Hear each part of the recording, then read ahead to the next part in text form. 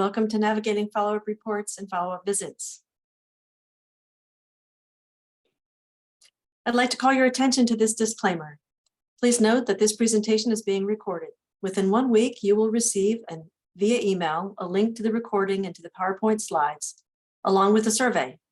We ask you not to make your own recording or otherwise reproduce this presentation. To request permission to share the recording once you receive access to it, please email president@msche.org. Please also note that the information provided in this presentation is general in nature. You should rely on your institution's appointed Vice President Liaison and other MSCHE staff members for specific information that is relevant to your institution. The contributors to this session are myself, Dr. Melissa Harden, Lead Vice President for Institutional Field Relations, and my colleague, Dr. Terrence Peavy, Vice President, Institutional Field Relations. We're also grateful to our colleagues, Becca DeHaven and Victoria Clark, who are behind the scenes managing today's events. I'll get us started, and then Dr. Peavy and I will take turns presenting. We will pause at the end to give you the opportunity to ask questions. To facilitate receiving questions, we will use the Q&A option provided in the participant panel. Remember that while we can address general matters during this session, you can discuss the specifics of any confidential matter your institution is experiencing by reaching out directly to your assigned Vice President Liaison.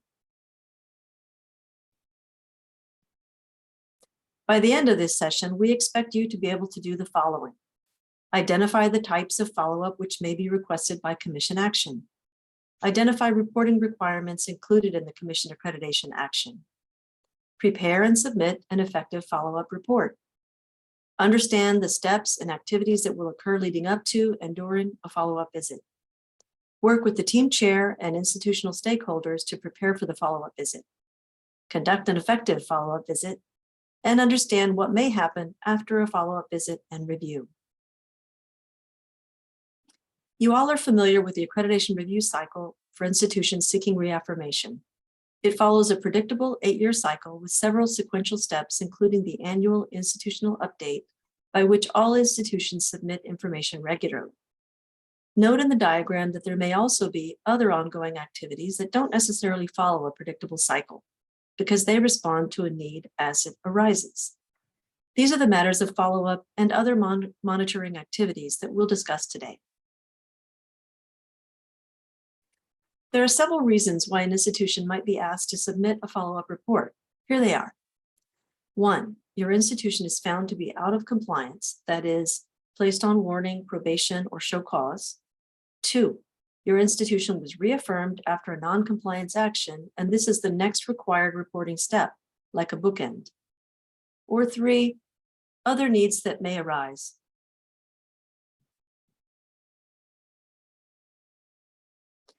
There are several reasons why an institution that is in compliance might be asked to submit a follow-up report.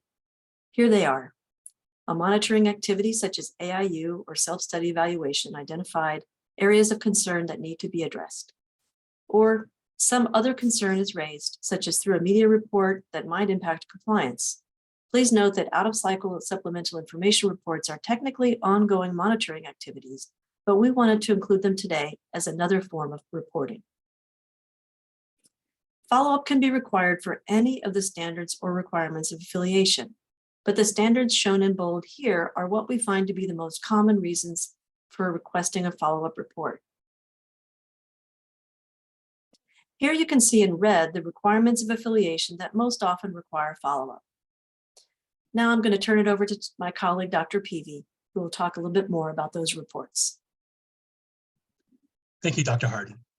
Let's take a look at the types of follow-up reports and sample actions. Now, I'd like to review with you the various types of follow-up reports and other ongoing monitoring. A supplemental information report may be requested for reasons that lie outside of prior or regular accreditation actions. For example, if the Commission receives information, be it from a media or other source, that raises concern about an institution's ongoing compliance with Commission standards for accreditation, requirements of affiliation, policies and procedures, and/or applicable federal regulatory requirements, the Commission may request a supplemental information report to determine the veracity of the original cause of concern. The type of action shown here calls for an out-of-cycle supplemental information report. That does not result in a regular accreditation cycle activity, such as self-study or annual institutional update. Rather, this type of action arises when there's reports in the media or from your state or other authority that may be an issue, that is an ongoing investigation or an indication that causes concern about compliance. This means that you will receive a letter from your commission liaison, your designated vice president for institutional field relations, and that letter will go to the CEO and the ALO of the institution. The letter to the institution will include more detail. This is one case in which the commission action does not call out in the public action the specific standard of area of concern involved. This language simply states, the staff has acted on behalf of the commission, that a report has been requested, and a deadline has been set, as well as the particular standard or requirement of affiliation the matter is regarding. It does not refer to any specific criteria because the information has not yet been received or evaluated to make such a determination, if at all. You will have to refer to the confidential letter to understand the specific area of concern.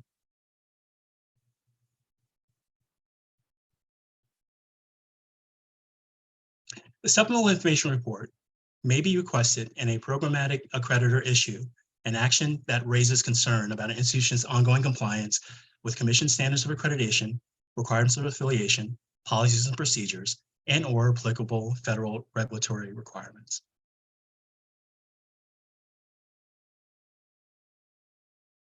Let's take a look at another type of SIR, or supplemental information report. An SIR can be requested after regular accreditation activities when an institution is found to be in compliance, but the commission needs further evidence that the institution is carrying out activities that are planned or newly implemented. A supplemental information report may be directed following an accreditation activity such as an evaluation and another supplemental information report.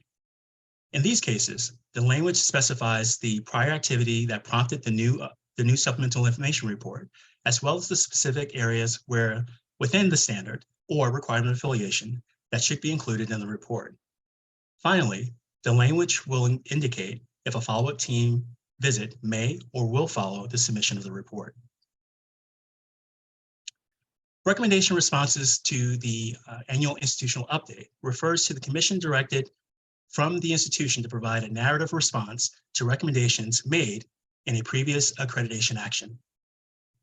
Remember that recommendations are binding and must be acted upon. The commission action language will specifically state to request that beginning in the year and in conjunction with the annual institutional update, the institution provide further evidence of identified standards. The action stipulates that the first update should be submitted and the topics it should cover.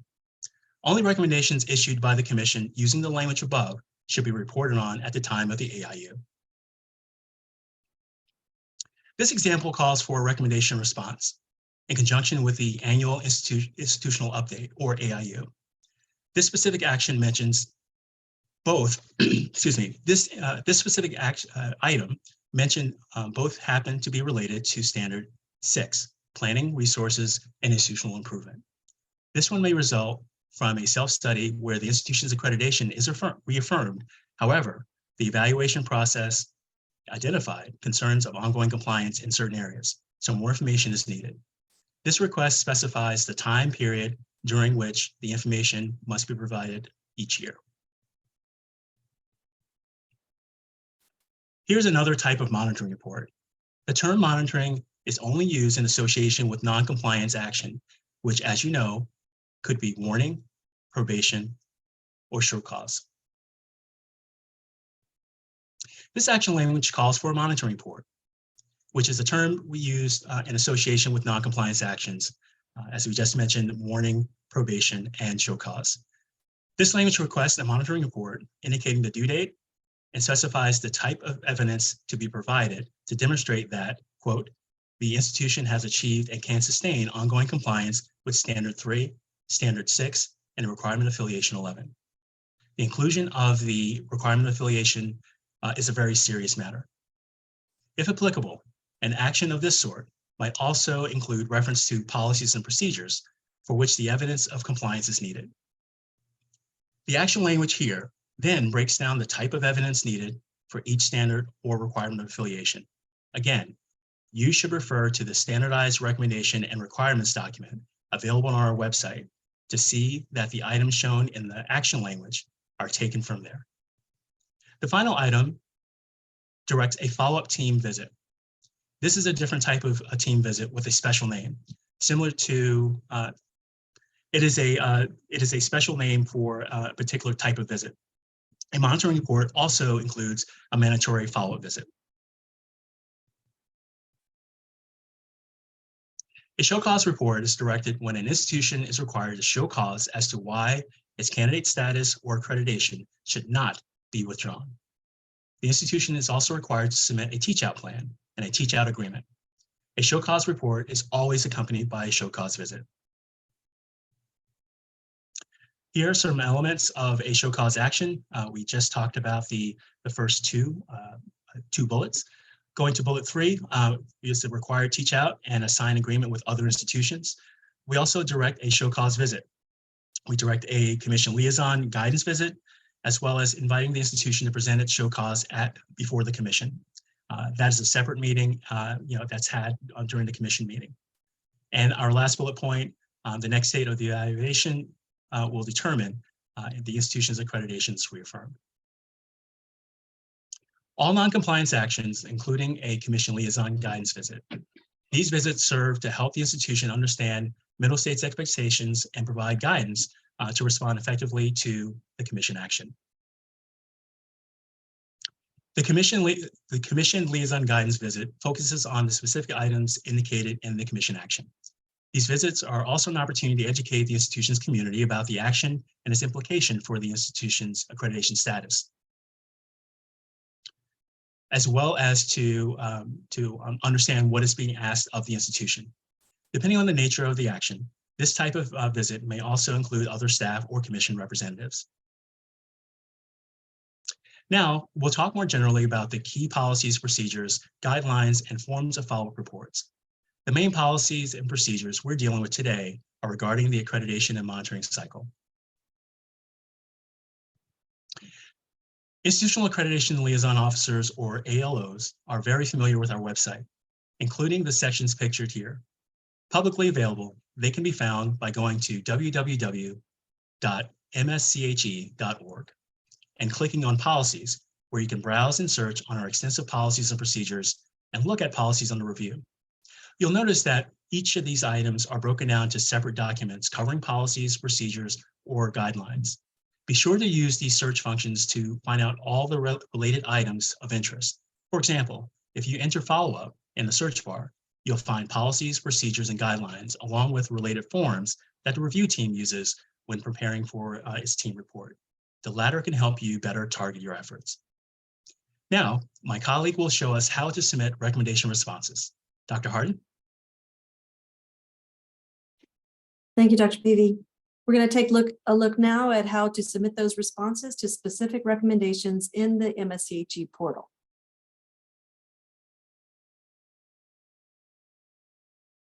As mentioned previously, an institution can be asked to provide follow-up as a result of and/or in conjunction with the annual institutional update or the 8-year self-study evaluation process. When recommendations related to specific standards or requirements of affiliation are made, the institution is asked to provide a brief narrative update on their progress in responding to those recommendations through one of these activities. This is the institution's opportunity to highlight achievements, outcomes, action plans, results, or trends. These responses are then reviewed by peer evaluators as part of the next accreditation activity.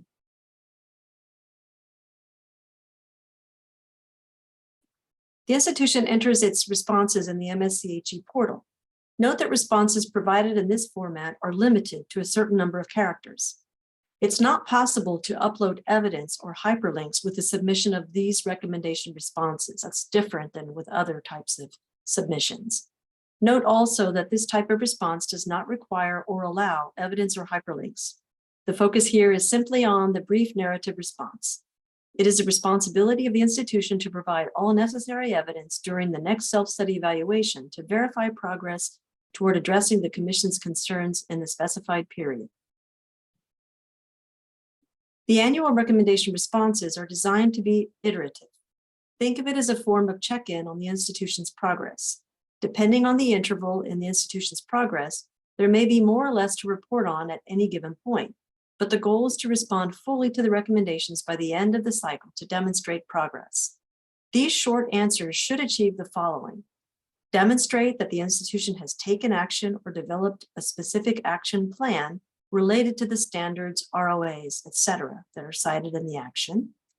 2, demonstrate the outcomes of any actions taken so far, and/or focus on accomplishments and outcomes, action plans, benchmarks, assessment results, and/or data trends.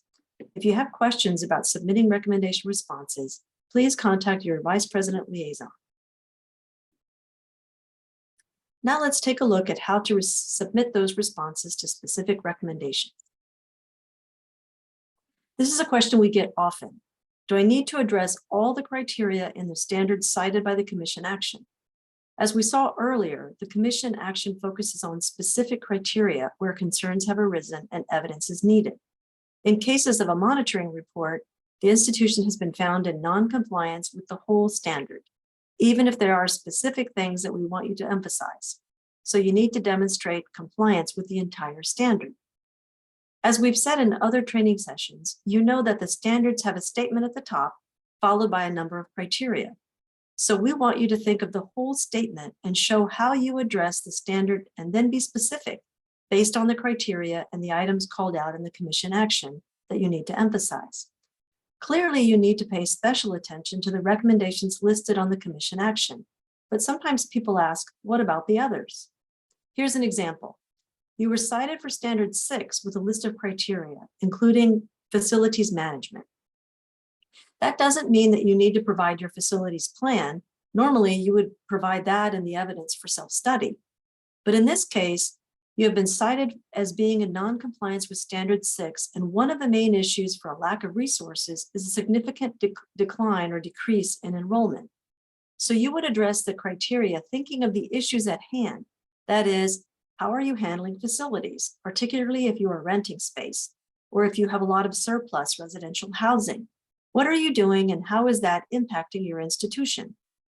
So you're still addressing the criteria, but you're addressing them within the context of the issues that led to the non-compliance in the first place. The next question that follows is usually, is there a specific report template that we should follow? We don't have a template, but we do this webinar to provide information on how to organize a report.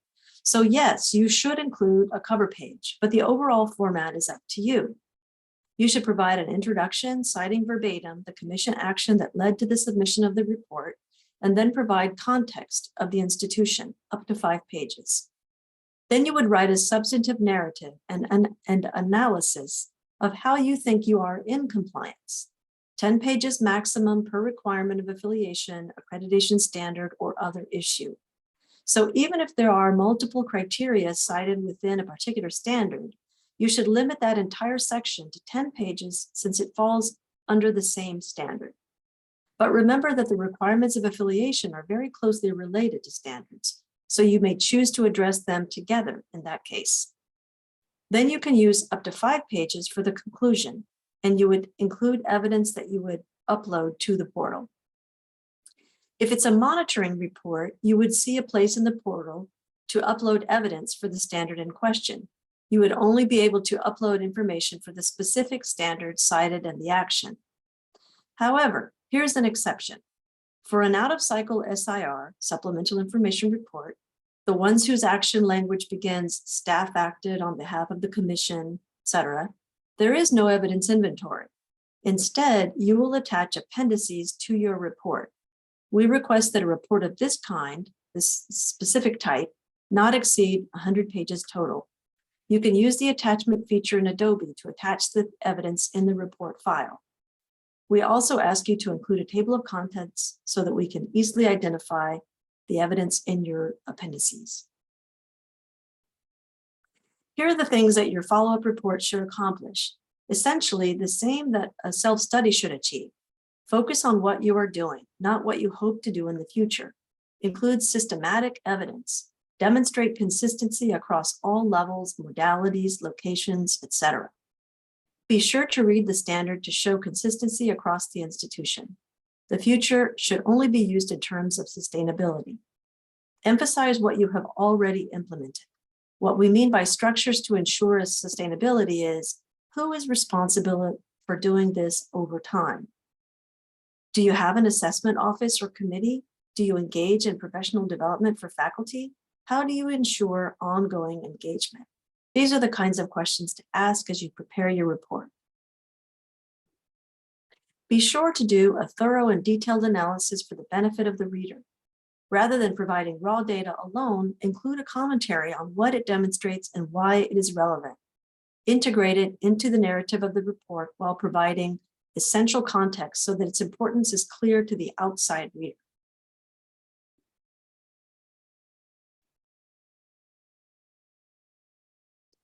What type of evidence is useful?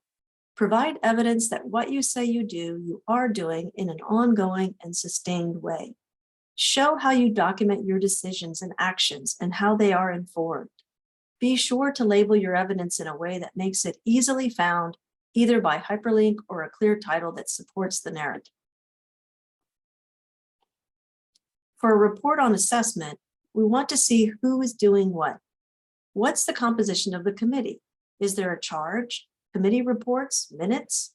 To whom does a committee report? Give information to support the narrative.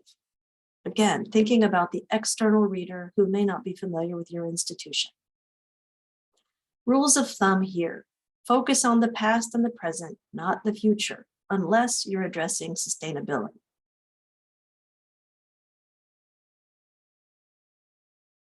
What did you learn? Think about that and how you can incorporate it into your report. How will you use what you've learned to make improvements now and into the future? This is important too. Honesty is the best policy. Remembering the standard. Number 2, ethics and integrity. When you see a problem, identify it, explain what it is, how it came to be, and then provide clear, specific evidence that steps are being taken to remedy the issue. Respect your peer reviewers and their time and attention.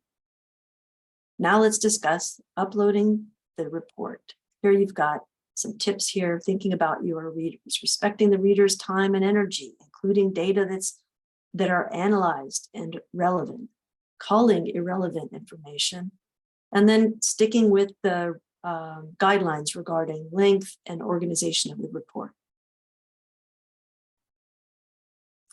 Now I'm going to walk you through how to upload the follow-up report. As before, you'll log on to the MSCHE portal and go to Reviews, the Reviews section. As we've already discussed, there are various types of follow-up reports. Each one that applies to your institution will be designated within the portal. Remember to click Complete after each step. The portal helps you track the status of this process, including the part where you will need to affirm the team members assigned to conduct the reviews. Now, Dr. Peavy will walk us through the follow-up visit. Thank you, Dr. Hardin. This section is for those of you that will have a follow-up visit. As we stated before, not all follow-up reports require a follow-up visit. So if your commission action does not mention a visit, you submit your report and your part is done. Follow-up visits may be required for certain kinds of follow-up reports and may be requested for other types of reports. We schedule the deadline to ensure that all the steps can be completed in time for the related committee meeting, not the commission meeting, which is usually about a month before the committee meeting. The team may request additional information before or during the team visit. The team may request evidence during an in-person visit, and the institution will have up to 7 days to provide it, but you would want to provide what you can in advance. Sometimes you provide material in person and then follow up with a virtual submission. All materials must be submitted online. Here's where we mention submission of materials after the visit. That really only happen when the visit takes place in person. We do not recommend that you email documents to the team, but rather upload the materials to the portal under the section for additional documents. The team will tell you if they need anything else. You are responsible for uploading what they request. We assign the team in accordance to our policies. The number of team members is no less than 2, but maybe more depending on the number of standards at issue. For example, if you're cited for standard 6, it is usually a chief financial officer who is assigned to that standard. Or if you're cited for standard 3, it may be a faculty member. If you're cited for standard 4, it could be an expert in student affairs, etc. And for follow-up teams, usually the vice president liaison may accompany the team in support of the institution and the team. This means 1 day of interviews, and the next day is the oral exit report. Your vice president liaison will contact you and say, these are the dates that we're considering. Usually the vice president coordinates with the institution, and then the vice president finds a team chair and members with the date when the date is finalized. Peer evaluators interview campus constituencies according to the issues cited. For example, standard 2 for Title IX policies and procedures, they would want to meet with the Title IX coordinator. If cited for standard 4, they would want to meet with the registrar, admissions, student support, etc., and not individuals associated with other matters. Visits serve to confirm and verify what institutions claim in their follow-up reports. Please note, this is not a social call. No social events are expected or allowed.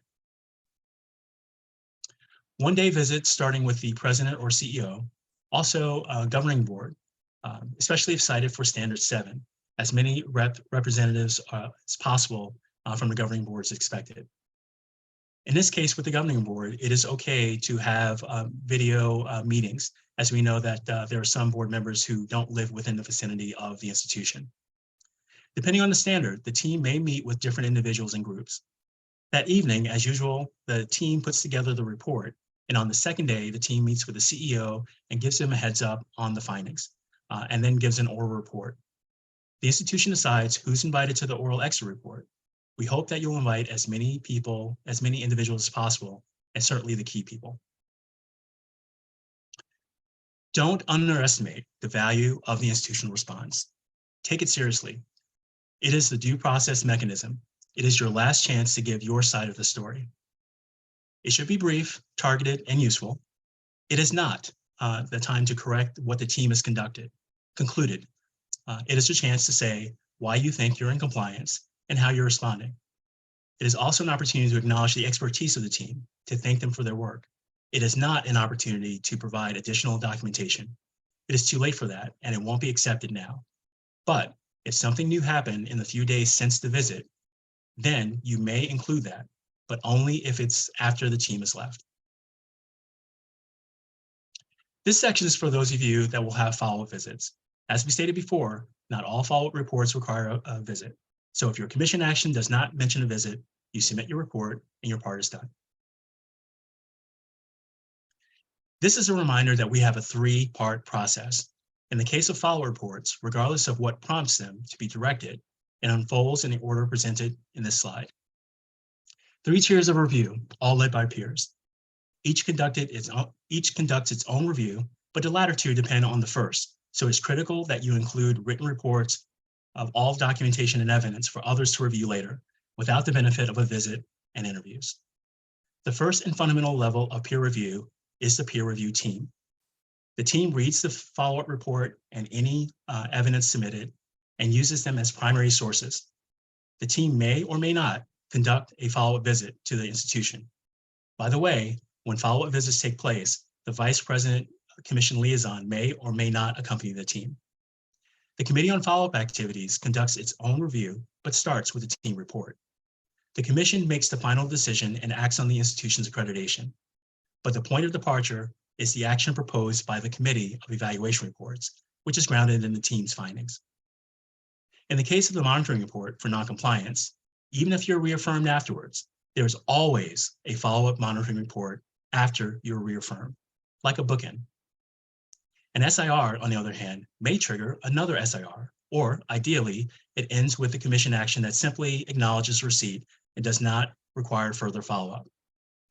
The multi-level decision-making process ensures consistency, equity, and fairness across all reviews. We are here for you. Your VP liaison is available by email, phone, and video conference. You may request a virtual meeting with us, or you may initiate for a separate fee an institutional requested campus visit if you choose. We want to remind you that we are not evaluators and cannot review drafts, but we can talk with you about the process. We only provide feedback on self-study designs. In the case of follow-up, we engage in conversations. Please reach out to your Vice President Liaison, share your concern, your questions, whatever doubts you may have or need for information, and we will be happy to respond to you and provide you with the support that you need. Well, we want to thank our viewers for participating in this morning's session, and also thank our colleagues, Vicki Clark and Becca DeHaven, for their assistance today. Enjoy the rest of your day, and thank you for attending.